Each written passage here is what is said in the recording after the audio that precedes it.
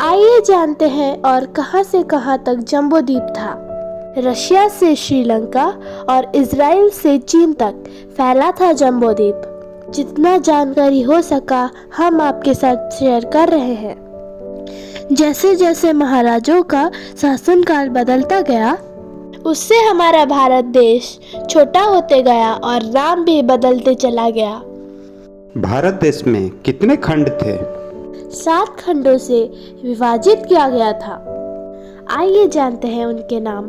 7 खंड कौन कौन से हैं? जम्बूद्वीप, लक्षद्वीप, शालमलद्वीप, कुशद्वीप, क्रौंचद्वीप, शाकद्वीप और पुष्कर द्वीप। जम्बूद्वीप नाम क्यों पड़ा?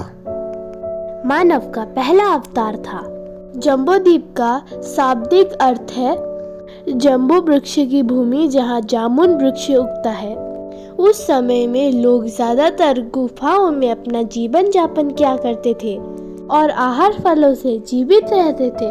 उस समय के लोग जम्बूद्वीप को मृत्यु लोक मानते थे। ना कोई धर्म था, ना कोई जाति, राजाओं का उपदेश वाला धर्म था। भारत खंड का नाम क्यों पड़ा? ये भगवान का अवतार वाला युग था। जम्बूद्वीप से छोटा है भारत खंड जिसमें भगवान जन्म लिए थे, क्योंकि यहाँ अनेक पुण्य मानवों ने जन्म लिया।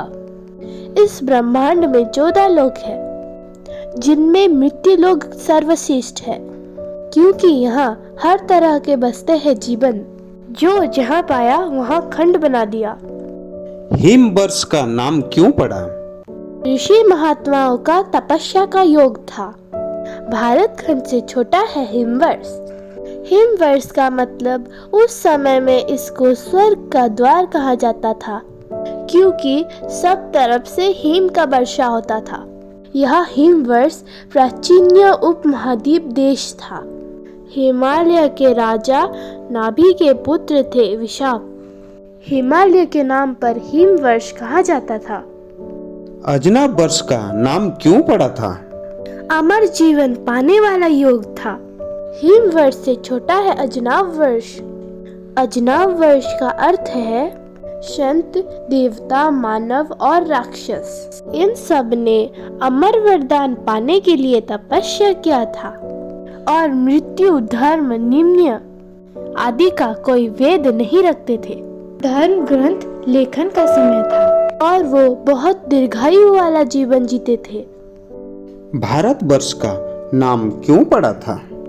भरत राजा थे, जो उनके नाम पर भारतवर्ष पड़ा है। मनु प्रजा को जन्म देने वाले और उसका भरण पोषण करने के कारण भारत कहा गया है। जिस खंड पर उसका शासनवास था उसे भारतवर्ष कहा गया। सम्राट भरत के नाम पर ही देश का नाम भारतवर्ष पड़ा है। आर्यव्रत का नाम क्यों पड़ा था? आर्यवर्त का अर्थ होता है श्रेष्ठ जनों का निवास स्थान।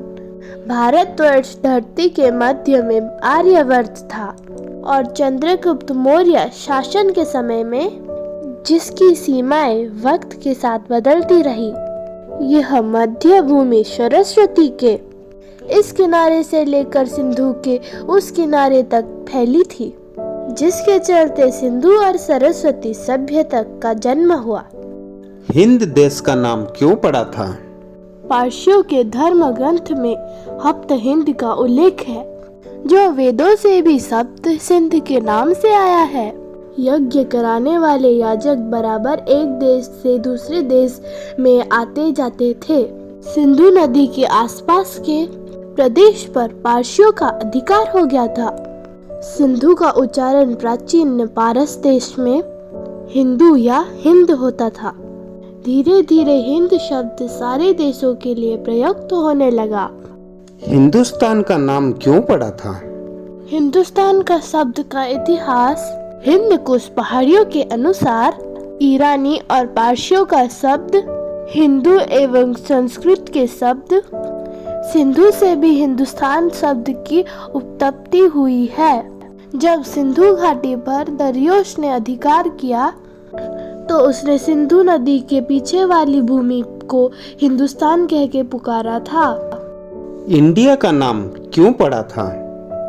अंग्रेज जब हमारे देश में आए तो उन्होंने सिंधु घाटी को इंडस वैली कहा और उसी आधार पर इस देश का नाम इंडिया कर दिया। तब से हम इंडिया के नाम से जाने जाते हैं। अंग्रेज ने भले ही नाम रखा है, लेकिन हमारा भारत इंडिया बन गया। हम भारतीय थे और भारतीय रहेंगे। आज हम जानते हैं भारत का मतलब क्या है। भारत का मतलब भा से भाव, र से राग और त से ताल। जय संस्कृति, जय भारत। आप देख रहे हैं पाबिनी होम चैनल। अगर ये वीडियो आपको अच्छा लगा तो प्लीज लाइक, शेयर, कमेंट और सब्सक्राइब जरूर करें।